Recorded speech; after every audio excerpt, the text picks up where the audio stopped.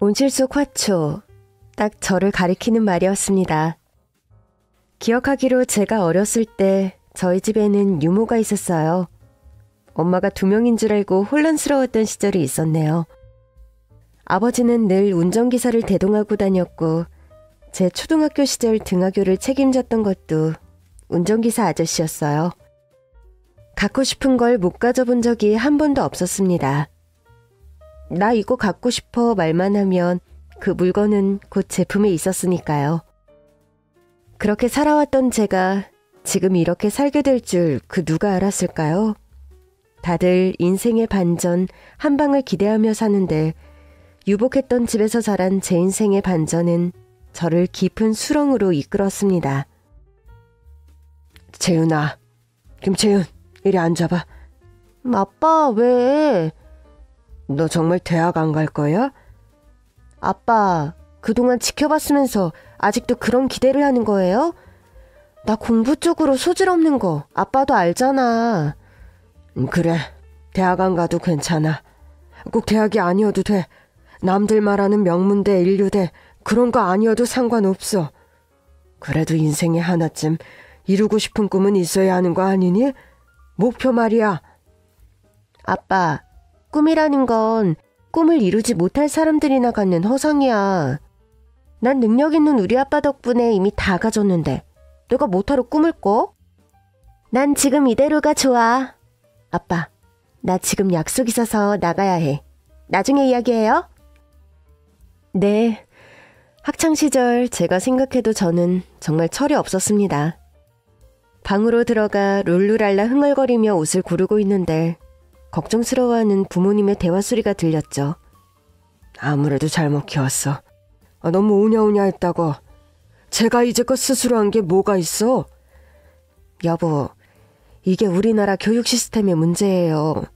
12년 동안 그저 경쟁 체제에서 수능 하나만 바라보고 살던 애들한테 19살 딱 되자마자 하고 싶은 게 뭐야? 어서 결정해 이러면 답이 나와요?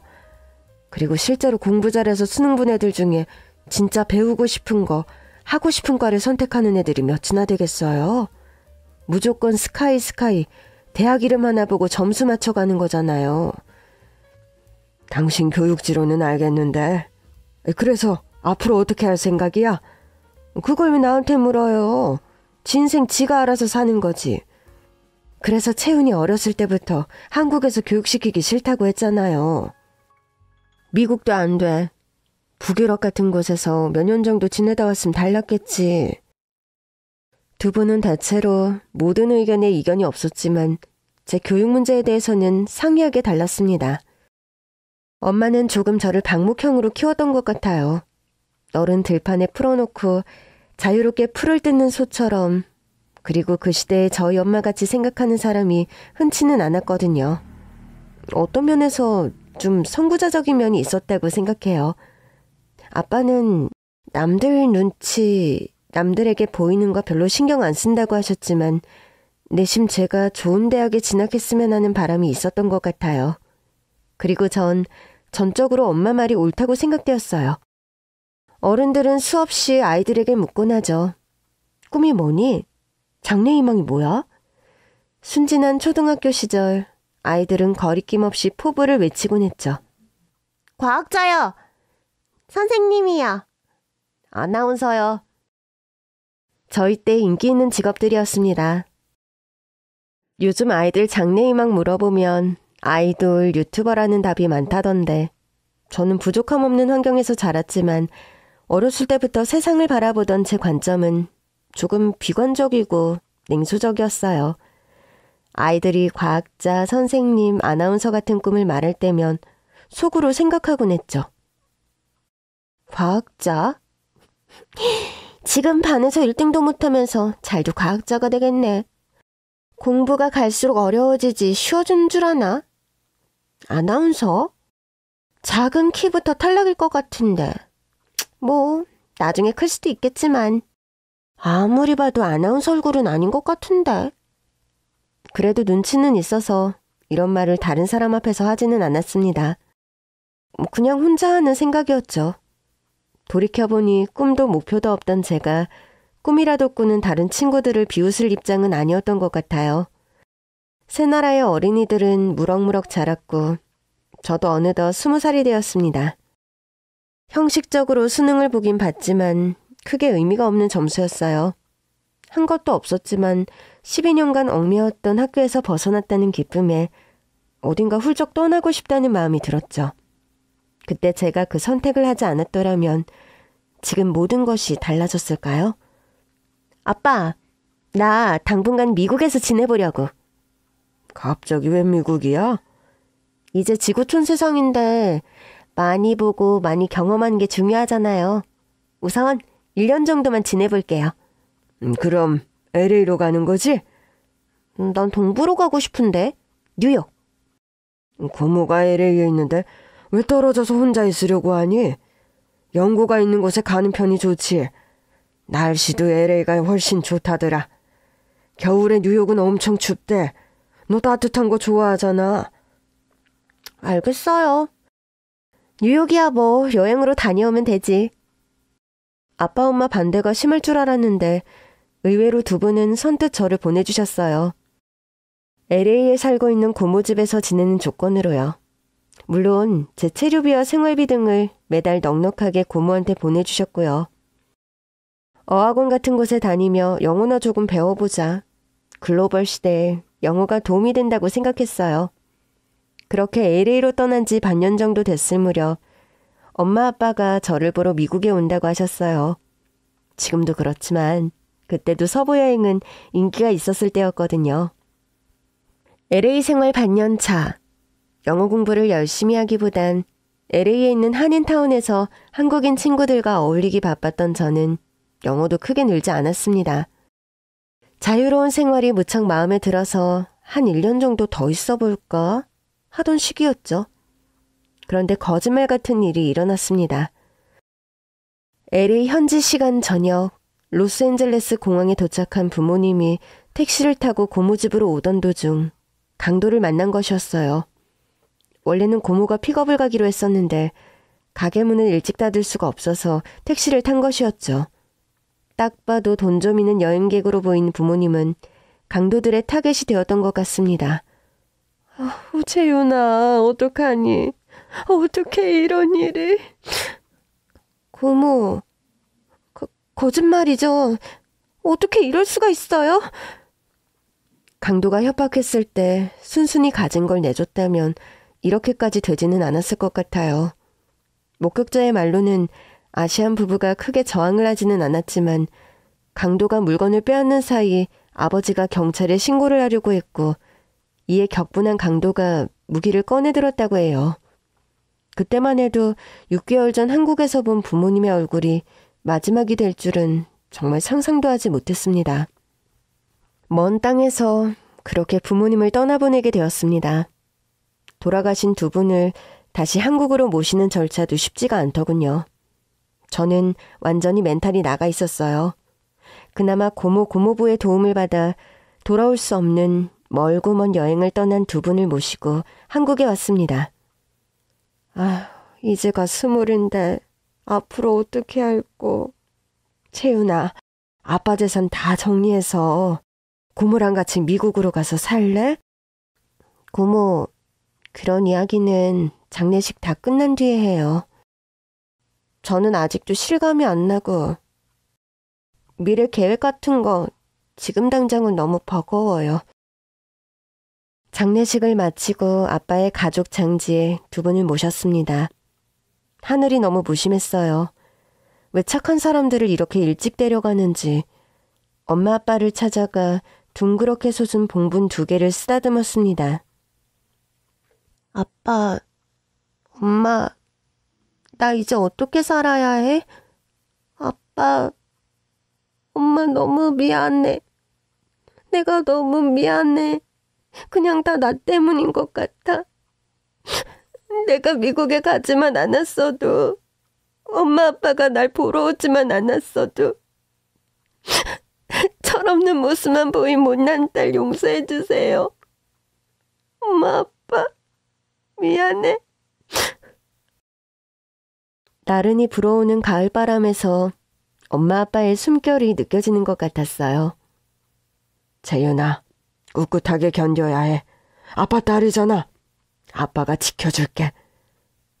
재윤아, 엄마가 언제나 함께 할 거야. 마음 깊은 곳에서 들려오는 것 같은 목소리에 눈물을 닦으며 두 분 앞에서 다짐했어요. 엄마, 아빠, 나 강해질게요. 곁에서 지켜주세요. 제 인생에 닥친 첫 시련이었습니다. 그리고 사람과 세상이 얼마나 무서운지 그때 어렴풋이나마 알게 되었어요. 생전 부모님의 유산 상속은 모두 제가 받는 것이었습니다. 외동이었으니까요. 그게 너무나 당연한 건데 제가 어린 나이에 홀로 남겨진 것을 알게 된 친가 외가 친척들이 후견인을 자처하며 나서더군요. 안쓰럽게 바라보며 미국에서 함께 가족처럼 지내자던 고모도 엄마 살아생전에 제게 무슨 일이 생기면 모든 걸 이모한테 맡기겠다는 약속을 했다는 이모부터 사돈의 팔촌까지 명절날 잘 만나지도 못했던 친척들이 벌떼처럼 몰려들어 엄마 아빠의 유산을 탐냈습니다. 하루가 멀다 하고 연락을 하고 집 앞에 진을 치는 바람에 저는 어쩔 수 없이 법의 도움을 받아야겠다고 생각했어요. 그렇게 수소문해서 유산 재산 분쟁을 전문으로 하는 한 변호사 사무실을 찾아가게 되었습니다. 다툼의 여지가 없는 케이스입니다. 그런데 왜 이렇게 다들 저를 못살게 구는 걸까요? 다만 돌아가신 친할아버님께서 아버님께 남기신 유산의 경우 고모님이 이의를 제기한 상태인데 이 건에 대해서는 대비가 필요한 것 같습니다. 그건 할아버지 돌아가셨을 때 다 정리가 된 것 아닌가요? 저는 그때 어려서 자세히는 모르지만 이제껏 아무 말 없던 고모가 이제 와서 그걸 주장하는 게 이해가 안 되네요. 유산 문제로 변호사 사무실을 드나들며 제 상담 스케줄을 잡아주고 변호사님의 일정을 체크하던 남자 직원을 알게 되었어요. 나이가 저보다 8살 많았던 그 남자는 어린 여동생을 보듯 저를 안쓰럽게 여겼던 것 같아요. 온실속 화초에서 하루아침에 천의 고아가 된 저에게 따뜻하게 대해주던 그 사람을 조금씩 의지하게 되었습니다. 정말로 원하시는 게 어떤 걸까요? 소송이라는 게 이렇게 지치고 힘든 일인지 몰랐어요. 그냥 이쯤 되니 적당한 선에서 마무리하고 싶다 이런 마음도 들어요. 고모나 이모 다 억지 쓰고 있는 건 아는데 생각해보면 미국에 지낼 때도 고모 집에 있었고 엄마 아빠가 돌아가셨을 때 고모 도움을 받아서 두 분을 한국에 모신 거니까요. 합의를 하신다고 하면 그쪽에서 소취하는 방향으로 진행할 수도 있을 것 같아요. 그런데 서구 씨는 변호사님도 아닌데 왜 이렇게 저를 신경 써주세요? 함부로 동정하는 거 절대 아닙니다. 그렇게 느끼셨다면 죄송해요. 그냥 입장 바꿔서 생각해보니 제가 채윤 씨라면 너무 막막할 것 같고 기댈 곳 하나 없다는 생각에 너무 힘들 것 같아서요. 괜찮으시다면 제가 그 기댈 곳 채윤 씨의 버팀목이 되고 싶어요. 서구 씨... 변호사 사무실 직원에게 조금씩 마음을 열어가게 되었고 고모나 이모가 저에게 건 소송을 취하하는 조건으로 유산을 일정 부분 나누게 되며 그렇게 힘든 싸움을 마무리하게 되었어요. 그리고 그즈음 소송 기간 내내 저에게 힘이 되어 주었던 변호사 사무실 직원 최석우라는 남자와 저는 연애를 하게 되었습니다. 나이가 8살 많았지만 그만큼 듬직하고 자상한 사람이었죠. 엄마 아빠와 함께 살던 집이 너무 커서 집도 팔고 혼자 살기 적당한 크기의 집을 알아봐 이사했어요. 그렇게 거센 폭풍이 지나고 나니 일상이 조금 무료하게 느껴져서 뭐라도 배워야겠다는 생각에 주얼리 공예 꽃꽂이 같은 수업을 취미로 듣고 있었죠. 20살 초반에 만난 그 남자와 5년의 연애 기간을 가졌고 그 5년의 시간 동안 그 사람은 한결같았어요. 평범한 집안이지만 일평생 열심히 살아오신 부모님, 그리고 성실하게 사회 안에서 자리에 자리를 찾아 꾸준히 일을 하던 남자. 5주년 기념일 그 남자가 한강 유람선을 타러 가자고 하더군요. 유람선 타기에 좀 쌀쌀한 날씨 아니야? 강바람이 차긴 한데 저녁에 조명이 되게 멋있거든. 미리 예약해놨어. 뭐야, 그런 걸 다 어떻게 알고. 어떤 여자랑 또 유람선 탔었던 거야? 또 그런다. 나 진짜 네가 처음이라니까. 한눈에 반한 것도 처음. 강렬한 이끌림도 처음. 네가 변호사님 보러 사무실에 온 첫날부터 나는 운명이라고 생각했어. 한강 유람선에서 그 남자는 저에게 프로포즈를 했고 저는 승낙을 했습니다. 가을이었기에 결혼을 내년 봄에 하는 것으로 생각을 했죠. 하루는 친구들을 만나 프로포즈를 받았다고 이야기를 하는데 하나같이 저를 만류하며 결혼을 반대하더라고요. 난 이 결혼 반대세. 채윤아, 그 남자는 아니야. 네가 뭐가 부족해서 그 사람이랑 결혼을 해? 까놓고 말해서 그 남자 얼굴 반듯한 거 빼고 뭐 볼 거 있냐? 우리 엄마가 그러는데 얼굴 같은 거 한 개도 소용없대. 얼굴 뜯어먹고 살 것도 아니고 5년 지나고 10년 지나면 그 얼굴이 다 그 얼굴이란다. 나는 그건 좀 반대. 야, 너네 생각해봐라. 남편이 있어. 맨날 보는 얼굴이야. 살다 보면 싸울 일도 있고 그러겠지? 근데 얼굴만 봐도 화가 나는 사람이랑 얼굴 보면 화가 절로 풀리는 사람이 있어. 너네 같으면 어떻게 할래? 야, 이왕이면 맨날 봐야 하는 얼굴. 잘생긴 얼굴이 낫지 않겠니? 그래, 네 말도 일리가 있긴 한데 채윤아, 근데 그 정도 생긴 사람은 널리고 널렸어. 너 돈도 있고 여유도 있잖아. 뭐가 그렇게 급해. 더 좋은 사람 만날 수 있다니까? 아니지. 왜들 이러는 거야. 나 이 사람 5년이나 만났어. 그동안 너희들 아무 말도 없었잖아. 다 같이 결사반대 모드로 가니까 좀 당황스러운데? 그동안 우리가 아무 말 없었던 건 당연히 그냥 연애만 하나 보다 생각했으니까 그런 거지. 야, 너보다 8살이나 많잖아. 너무 팔려고 하는 것도 아니고. 채훈아, 우리 25살이야. 진짜 창창한 나이다. 너 네 젊음이 아깝지도 않아? 그리고 너 진짜로 그 사람 거의 천년에 한 사람이잖아. 많이 만나봐야 알지. 사람 보는 눈도 생기고. 나도 오빠가 처음이지만 오빠도 내가 처음이래. 아, 미치겠다. 야, 너 그걸 믿냐? 지금 33인 남자가 너가 처음이라고? 그게 진짜면 그 사람 무슨 문제 있는 거 아니야? 야, 너네는 무슨 말을 그렇게 하냐? 너무 심한 거 아니야? 채윤아, 너희 아버님, 부모님이 계셨어도 이 결혼은 반대했을 거야. 그리고 우리는 네 친구잖아. 이렇게 하나같이 다 반대하는 거에는 이유가 있는 거야. 이 험한 세상 살기에 너는 아직도 착해 빠졌다. 아, 문제다, 문제. 그래, 너네가 나 좋게 생각해주는 거 고마워. 나한테 부족한 게 없다고도 하지. 더 좋은 사람 만날 수 있다고. 근데 생각해봐.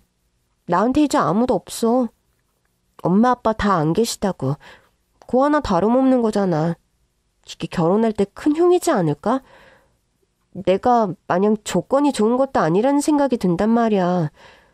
그리고 이 사람 그렇게 제일 힘들 때 한결같이 곁을 지켜준 사람이야. 너 그렇게 생각하면 돌아가신 너희 부모님 하늘에서 땅을 치시겠다. 두 분이 가신 것은 사고였어. 뭘 잘못하신 게 아니잖아. 안 그래? 야, 그냥 돌아둬. 이 정도 말했는데 못 알아들으면 답도 없어. 너 나중에 우리한테 왜 그때 나 안 말렸냐고 원망이나 하지 마라. 그때 친구들의 말을 새겨들어야 했던 걸까요? 그런데 다들 아시죠? 그런 상황에서 옆에서 아무리 말해도 안 들린다는 거요. 요즘 말로 답정너. 그때 저에게 답은 이미 정해져 있었습니다. 그랬지만 내심 한편으로는 친구들의 인정을 받고 축복을 받고 싶었던 것 같아요. 그리고 그건 진심이었습니다. 경제적으로 어려운 것은 없었지만 이른 나이에 부모님을 여의었다는 게 저한텐 상처였고 흠처럼 생각되었어요. 친구들의 반대를 무릅쓰고 저는 결혼 준비에 박차를 가했습니다. 우리 신혼집 말이야. 응. 오빠 지금 나 혼자 지내고 있는지 둘이 살게 해도 꽤 괜찮지 않아? 나 몇 년 살지도 않았잖아. 집도 깨끗해. 가구만 좀 바꾸면 될 것 같은데? 그래? 근데 그러면 너무 신혼 기분이 안 날 것 같은데. 너 진짜 괜찮아? 나 서초동으로 계속 출근하잖아. 이왕이면 출퇴근하기 좀 가까운 곳에 신혼집 얻으면 너무 좋을 것 같아. 서초동? 거긴 진짜 엄청 비싸잖아. 그럼 양재 정도 어때? 거긴 그나마 괜찮아. 양재천도 가까이 있고 엄청 조용한 동네다. 거기서 신혼 지내다가 우리 아기가 생기고 아기가 좀 더 클 때쯤엔 서초동에 입성하는 거지. 이 남자 자기가 진짜 무슨 변호사인 줄 착각하는 걸까요? 변호사 사무실에서 일하는 일개 직원일 뿐인데 바라는 동네나 포부가 누가 보면 진짜 유명 로펌 변호사쯤 되는 사람 같더라고요. 변호사 사무실에서 오래 일했으니 서당계 3년이면 풍어를 읊는다고 재산 분쟁 같은 법 지식은 좀 빠삭한 면이 있긴 했는데 그렇다고 변호사는 아니었으니까요. 근데 차라리 오빠, 변호사가 되는 건 어때? 뭐? 변호사가 되라고? 아니, 오빠는 사무실에서 오래 일하면서 법도 많이 하는데 그런 생각 안 해봤어? 마음먹고 사시 통과해서 진짜 변호사 되고 싶다. 그런 생각. 안 해봤어. 이 나이에 시험 준비해서 변호사가 되겠어? 그리고 내가 왜 그래야 해? 나한텐 자기가 있잖아. 순간 소름이 돋았습니다. 지금 이 남자가 하는 그 말이 학창시절 제가 아빠한테 했던 말과 똑같았거든요. 왜 내가 꼭 뭘 해야 돼? 난 지금이 좋아. 나한텐 아빠가 있잖아. 그때 나는 철없는 10대였는데 지금 이런 말을 하는 이 사람은 33.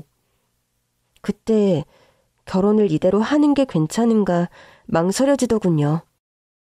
하지만 그때 제 뱃속에서 새 생명이 싹을 틔우고 있었습니다.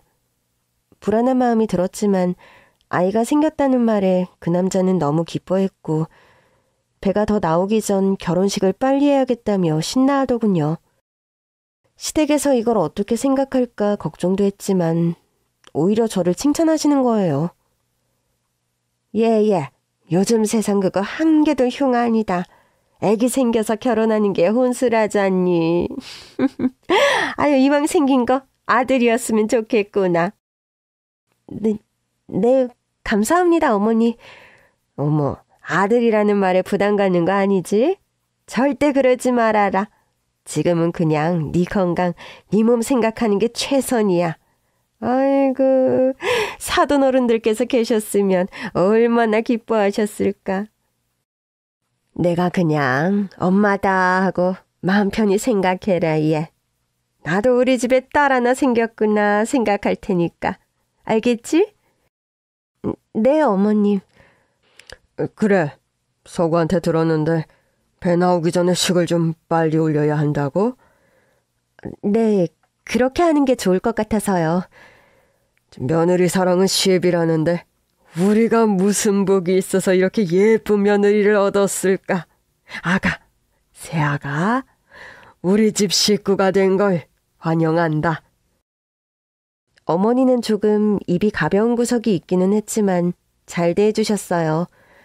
엄마처럼 생각하라는 말, 딸처럼 생각하겠다는 말, 그땐 그 말을 붙잡고 싶더라고요. 남편의 바람대로 신혼집을 양재에 얻고 결혼 후 몇 개월 뒤 저는 건강한 아들을 출산했습니다. 시어머니께서 시댁에 와서 산후조리를 하라고 하셨지만 차마 그것까진 마음이 편하지 않아 2주 동안 조리원에서 지내게 되었어요.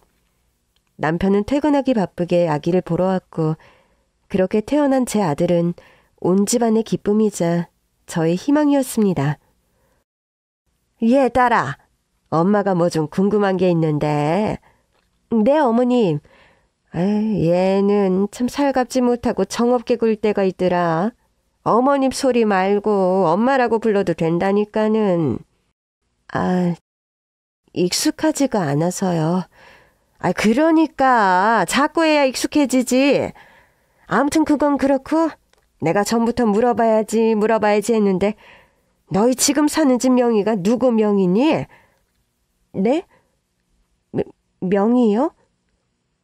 잔뜩 기대에 찬 눈빛으로 바라보는 시어머니에게 입을 떼기가 두려웠지만 저는 솔직하게 말씀드렸어요. 어머님, 그이가 말씀을 자세히 안 들었나 보네요. 신혼집 얻을 때 그 애가 보태긴 했지만 사실 그게 그렇게 큰 돈은 아니었거든요. 제 돈이 많이 들어가다 보니 명의는 제 명의로 되어 있어요, 어머님. 아, 그렇구나. 근데 얘, 내가 네 아버지랑 살다 보니 부부간에 금이 가는 게 참 한순간이더라. 깨진 접시 다시 붙이면 된다지만 그 가느다란 실금이 그렇게 거슬리고 아슬아슬할 수가 없는 거거든. 다시 깨질까봐 말이다. 그리고 우석이가 어엿한 가장이지 않니? 집 명의 같은 걸로 신랑 기죽이지 말고 좋게 좋게 이야기해서 명의는 공동으로 하는 게 어떨까 싶은데. 이런 이야기는 가끔만 하는 친구들한테도 털어놓지 못하겠더라고요. 안 그래도 결혼을 말리던 애들인데 이런 이야기하면 그럴 줄 알았다는 둥. 다 제 얼굴에 먹칠하는 것 같아서요. 신혼집을 공동명의로 바꾸지는 않았지만 아이가 더 자라고 좀 더 큰 집으로 이사를 갈 때 공동명의로 집을 계약했습니다.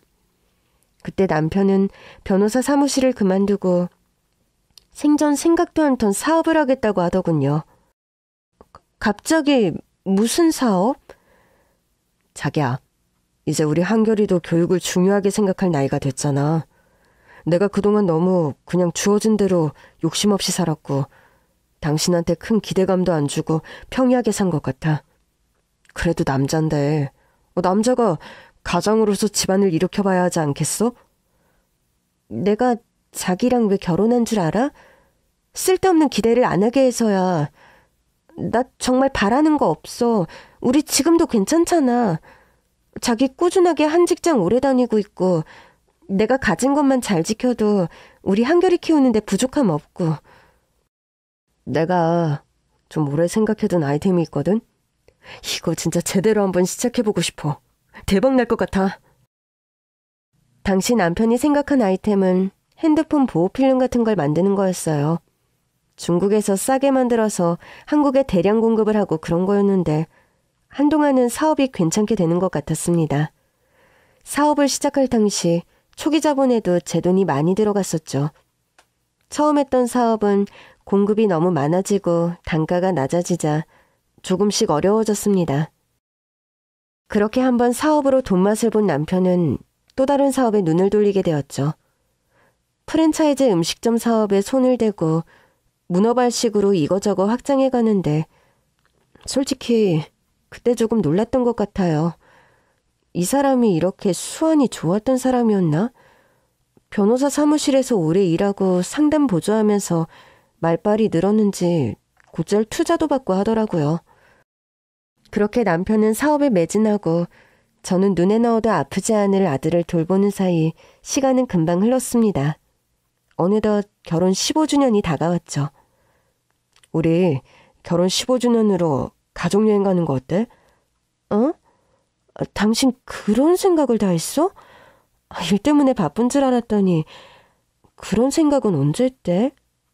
근데 우리 둘이 가자고? 나도 여보랑 둘이 가고 싶은데 기념여행이지만 가족여행이니만큼 한결이도 같이 가는 거 어때? 당신 이 대표 알지? 골프장도 하고 리조트 쪽 사업하는 사람이잖아. 새로 오픈한 리조트에서 골프도 치고 좀 며칠 쉬다 오는 게 어때? 거기 이번에 가서 괜찮으면 회원권 끊어도 되고. 알겠어. 오랜만에 우리 다 같이 가는 여행이라 너무 기대된다. 한결아, 너도 좋지? 좋아요. 거기서 여행하는 동안은 공부 안 해도 되는 거죠?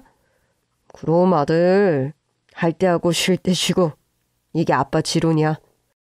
아빠 사업이 다 잘 되는 이유가 뭐겠어? 이런 철학이 확실한 사람이야, 아빠는. 남편은 아들 앞에서 자기 자랑하기를 좋아하는 사람이었습니다. 50이 다 되어가는 사람인데 그런 면에서는 아직도 좀 철이 덜 들었다고 할까요? 분명 자식은 하나인데 어쩐 일인지 아들 둘을 키우는 기분이 들더라고요. 아, 우리 나이 50 먹은 큰아들. 지금 우리가 사는 집이며 사업 초창기 자금이며 제 돈이 많이 들어갔지만 15년쯤 살고 보니 부부 공동 우리 가족의 돈이라는 생각이 들더군요. 아이도 있는 마당에 니 거 내 거 니 공 내 공 따져서 뭘 하겠나 싶었던 거죠. 엄마, 근데 엄마는 집에 있는 게 좋아요? 응? 갑자기 왜? 내 친구 엄마들 보면 일하는 엄마들도 많은데 엄마는 한 번도 일한 적이 없던 것 같아서요. 혹시 그게 다 나 때문인 거예요? 응? 왜 그런 소리를 내? 너 때문이라니. 일하는 엄마들은 각자 집에 여러 사정이 있겠지만 일을 하고 싶지 않아도 일을 해야 하는 사람도 있어. 다행스럽게 아빠 일이 잘 돼서 우리 집은 엄마가 더 일을 하지 않아도 되는 거지. 그리고 우리 한결이 어렸을 때 엄마는 모든 순간 한결이 곁에 있고 싶었어. 그렇게 작았던 손, 발, 오똑한 코 바라보고 있는데 그 한순간에도 한결이가 자라는 것만 같아서 그 예쁜 아가 시절이 너무 빨리 지나가는 것 같았거든. 그래서 엄마는 후회 안 해. 한결이가 태어난 날부터 오늘까지 다 엄마 마음에 담겨 있어. 엄마, 이거 받으세요. 이게 뭐야? 미술 시간에 만든 거예요. 아들이 건넨 것은 지점토로 빚은 엄마 흉상이었습니다. 머리부터 어깨까지 있는 제 모습을 지점토로 만든 거였죠. 결혼할 때 받은 목걸이며 우리 아들이 선물해준 머리핀이며 그럴듯하게 빚었더라고요. 너무 멋지다. 세상에나. 우리 아들 이런 솜씨가 있었어? 사실 엄마보다 못생겼는데 그래도 엄마를 떠올리며 만들었어요. 이거 다 마르면 예쁘게 색칠도 해줄게요. 사춘기 시절 특히 남자아이들은 집에서 말도 없고 무뚝뚝하다고 하던데 우리 아들은 집에서 말도 잘하고 엄마의 마음을 살피는 아이였어요. 아들이 지점토로 빚은 나. 거울 속 제 모습과 번갈아 보며 얼마나 기뻐했는지요. 15주년 여행을 떠나기 전 색칠까지 다 완성한 작품을 집에 남겨두고 우리 가족은 여행을 떠났습니다. 저는 그때 몰랐습니다. 그 여행이 우리 가족의 마지막 여행이 될 것이라는 걸. 자기야, 조심해! 아빠! 끼쾅. 사고였습니다. 교통사고였어요. 커브길에서 속도를 줄이지 못한 남편의 차가 가드레일을 뚫고 터널벽에 부딪힌 큰 사고였어요. 사고 순간 저는 정신을 잃었고 눈을 뜬 곳은 병원이었습니다. 여기가 어디야? 정신이 들어? 하느님, 부처님 감사합니다. 깨어났구나. 내가 얼마나 누워 있었던 거야? 자그마치 2달이야. 그치만 난 믿었어. 당신이 꼭 깨어날 거라고. 한결이는? 우리 한결이는 어디 있어? 여보, 미안해. 내가 죄인이야. 우리 불쌍한 한결이.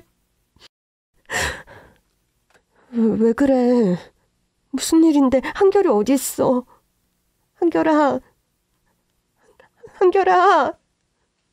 거의 발작을 하듯 병실 침대에서 일어나 온 병원 복도를 휘청거리며 다녔지만 그 어디에서도 아들의 모습은 보이지 않았어요.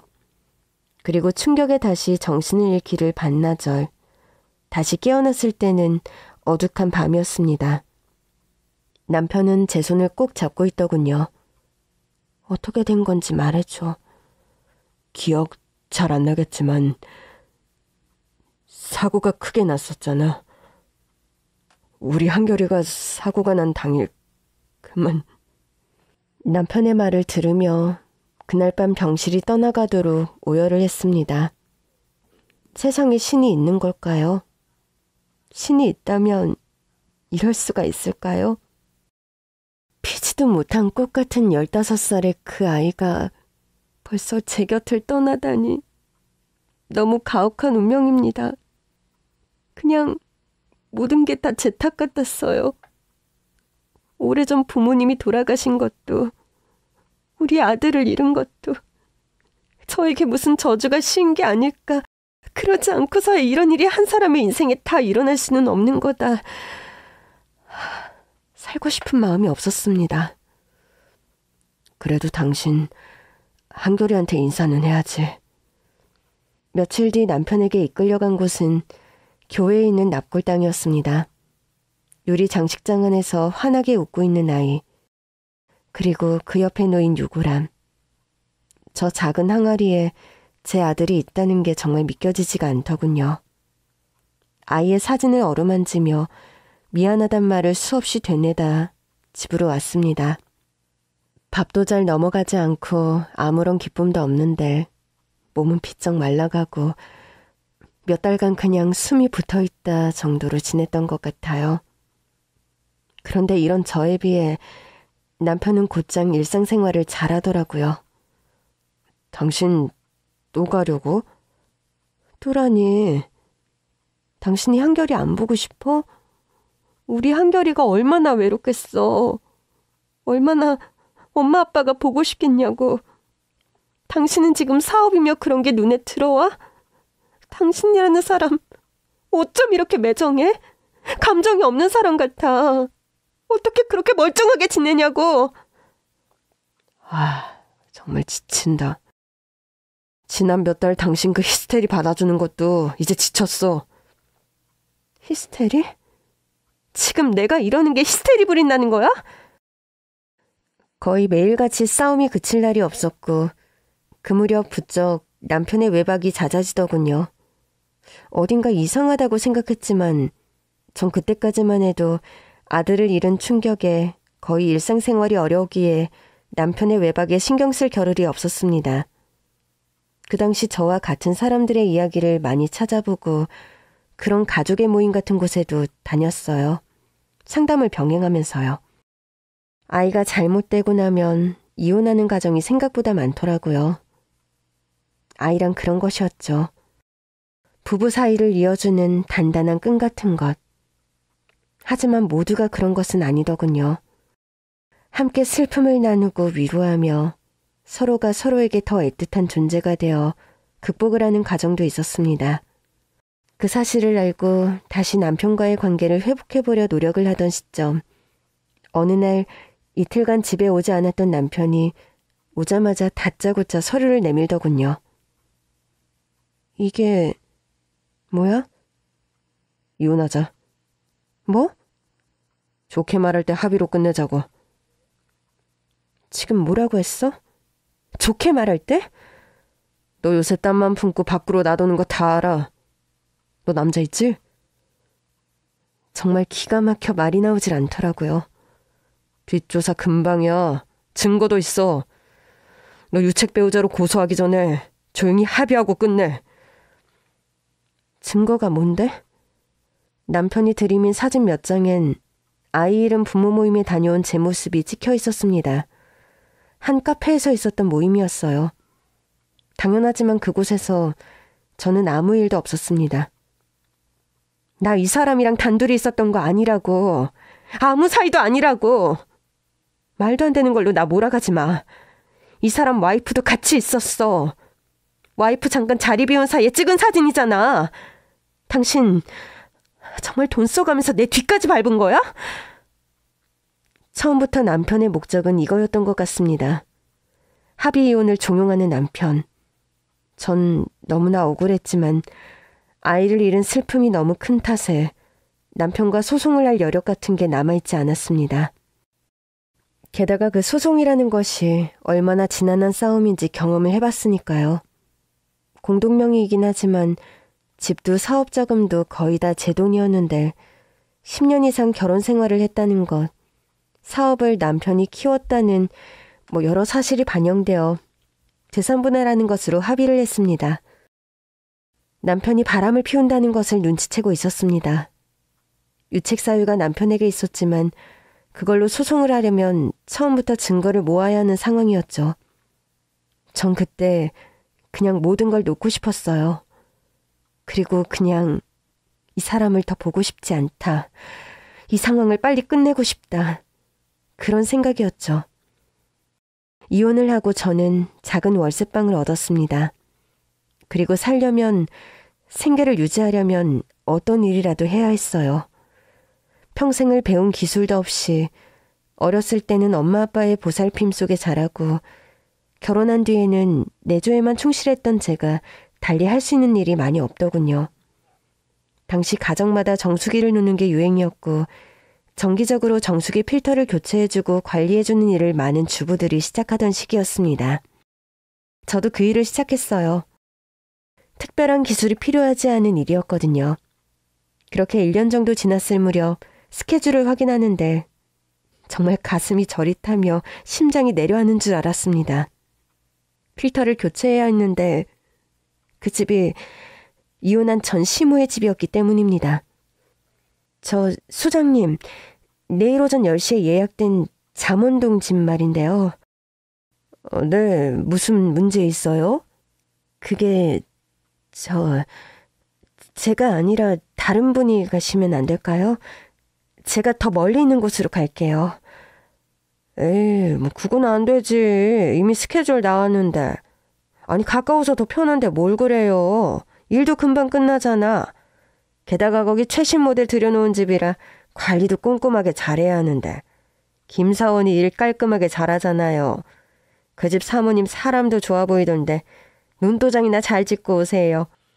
토요일인 다음 날 떨어지지 않는 발걸음을 간신히 옮겨 전 시모의 집으로 향했습니다.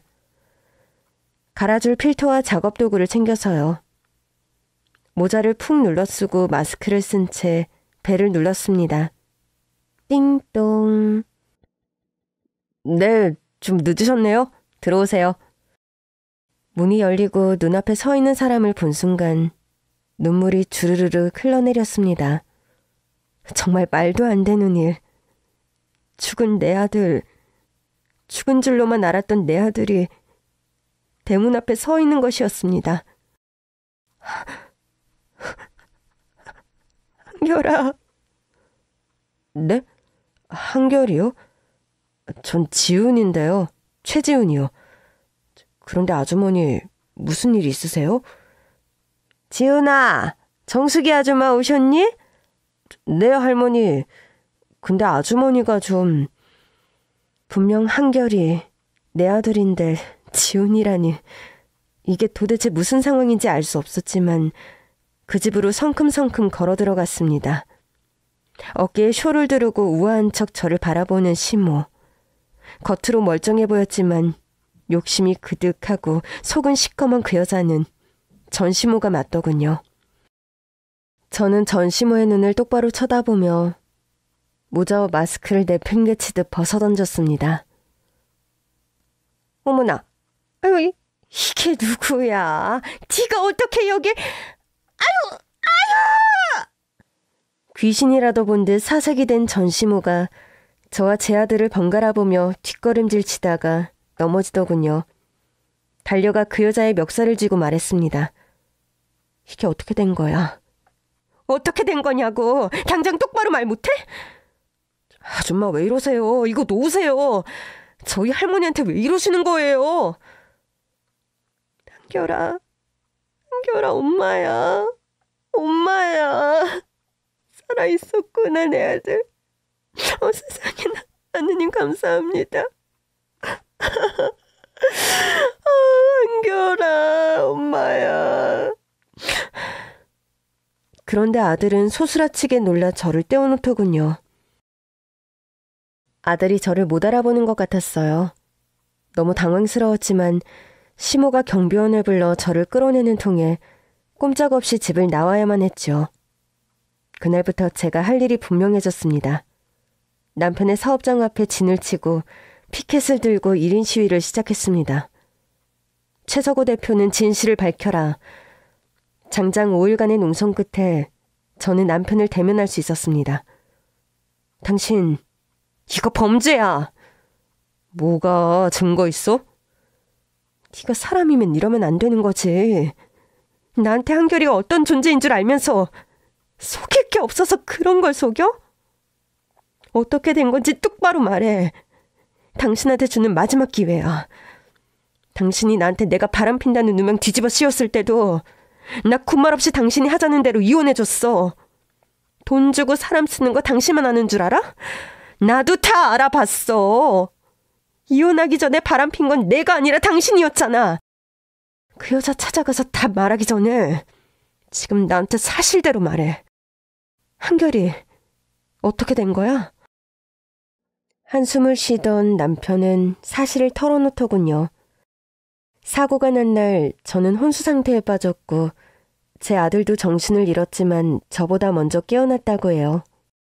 아이가 무사히 깨어난 것은 다행이었지만 그때 사고 충격으로 아이는 기억 상실을 앓고 있다고 했습니다. 그러니까 거의 모든 기억을 잃어버렸다고 했죠. 이렇게까지 한 이유가 뭐야? 왜 나한테 한결이가 세상을 떠난 거라고 속인 거냐고! 한결이가 당신한테 어떤 존재인지 알았으니까 한결이가 없다고 하면 당신이 이혼해 줄 거라고 생각했어. 유리잔에 가득 들어있던 물컵의 물을 그 인간 얼굴에 확 뿌려버렸습니다. 모든 게 계획이었던 것입니다. 오래전부터 바람을 피고 있었고 그 여자랑 살고 싶었겠죠. 그 사고로 제가 눈을 감길 바랐을 겁니다. 하지만 제가 깨어났고 이혼을 준비한 거였어요. 사고 당시 보험금도 보호자 자격으로 남편이 모두 수령한 상태였습니다.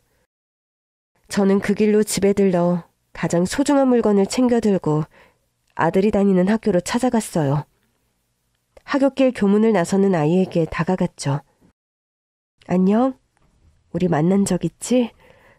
잠깐 아줌마랑 이야기 좀 할래? 그때 그 정숙이 아줌마?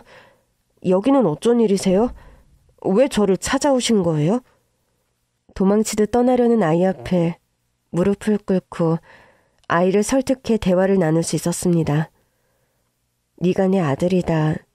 내가 너의 엄마다. 아이는 도무지 믿기지 않는다는 표정으로 저를 바라보았죠. 저는 품 안에 있던 조각상을 내밀었습니다. 여행을 떠나기 전 아들이 도자기로 빚어준 제 모습이요. 그 조각상을 본 아들의 눈동자가 심하게 흔들렸습니다. 머리 아파. 머리가 깨질 것 같아. 아이를 끌어안고 병원으로 달려갔어요. 몇 가지 검사를 받았는데 의사는 상황을 좀 더 지켜보자고 하더군요. 기억이 돌아올 수도 있다고요. 아들이 괴로워하는 것 같았지만 저로서는 더 이상 물러설 곳이 없었어요. 제 희망, 제 과거와 현재, 그리고 미래. 그 모든 것은 오직 이 아이뿐이었습니다. 몇 달 후 아이는 기억을 찾게 되었습니다. 꾸준히 노력했어요. 그리고 남편은 이미 재혼을 했기 때문에 내 아들은 제가 데려가려고 했습니다. 안 된다. 뭐라고요? 도대체 왜 그러세요? 한결이는 제 아들이에요. 내 아들의 아들. 내 손자이기도 하지 않니? 새며느리 들이셨잖아요. 그 가정에서 지내다가 아이라도 태어나 보세요. 우리 한결이가 거기서 눈칫밥 먹으면서 사는 꼴 저는 못 봐요. 누가 눈칫밥을 먹인다고 하니? 예, 현 시점에서 누가 더 한결이를 잘 키울 것 같니?